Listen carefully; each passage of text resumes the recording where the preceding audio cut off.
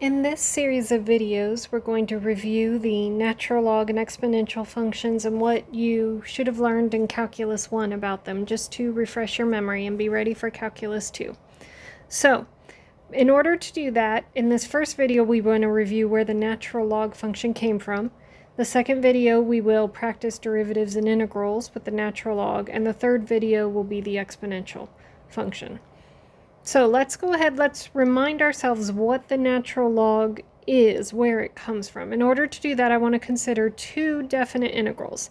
Let's start with this one, the integral from 1 to x of 1 over t squared.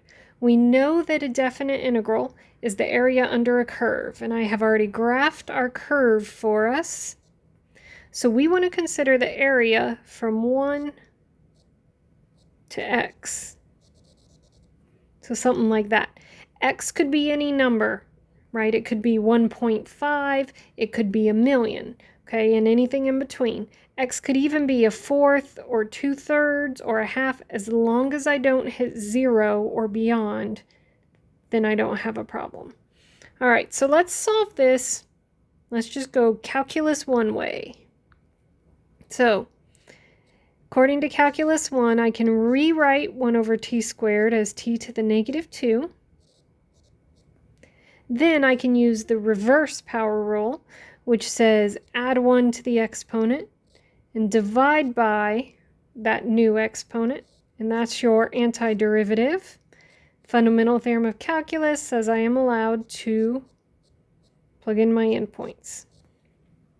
So the area under that curve is -1 over x plus 1. You may have to do a little algebra to check, okay, about that, but when you plug in those endpoints and do algebra, you do get -1 over x plus 1. So if x is 5, the area under the curve would be 4/5. All right, so now let's look at the next one. So I want to look at the area under the curve 1 over t. It's similar looking, right, but a slightly different curve. Well, I still am looking at the area from 1 to x. So something like that. Again, x could vary a lot. All right, so let's try to solve this using the same method.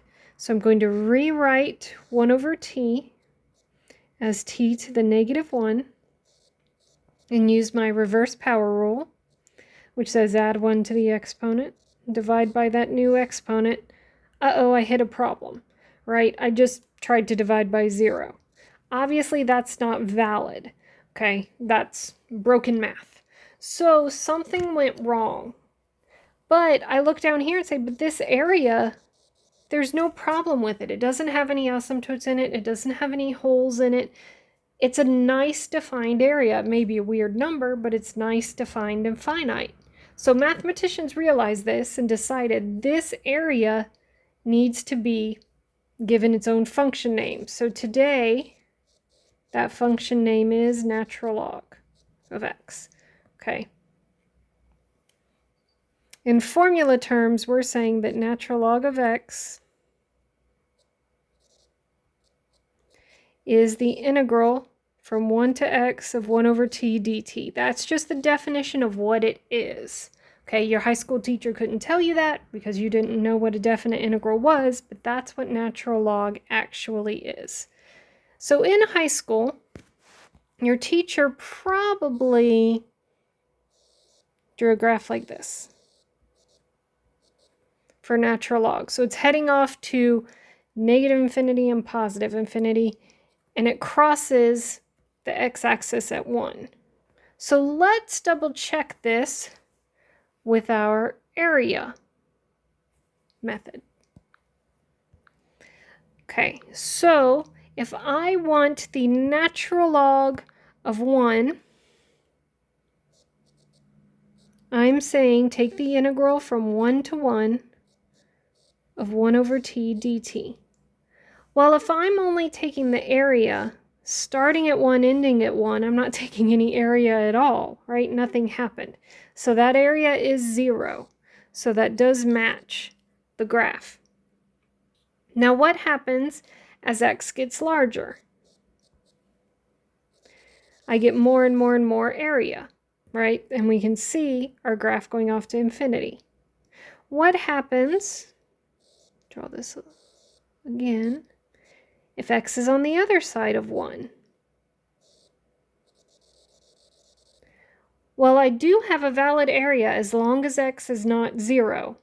Okay, I do have a valid area,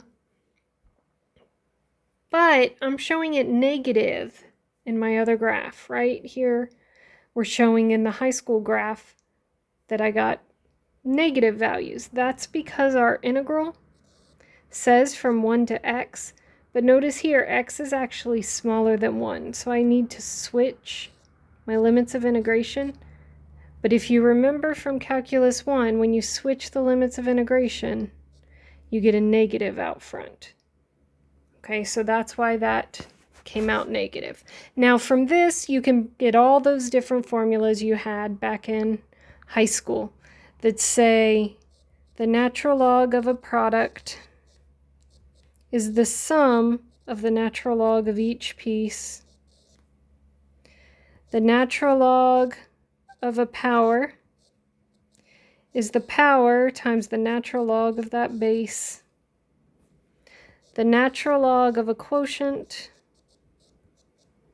is the difference of the natural log of each piece, right? All those properties can be derived using that area model, and you can find that online if you just Google for proofs of those things, or almost any calculus book is going to have those proofs in them. So that's video 1, reminding what the natural log is, where it comes from. In video 2, we are going to derive our derivative and matching integral formulas and then do some practice.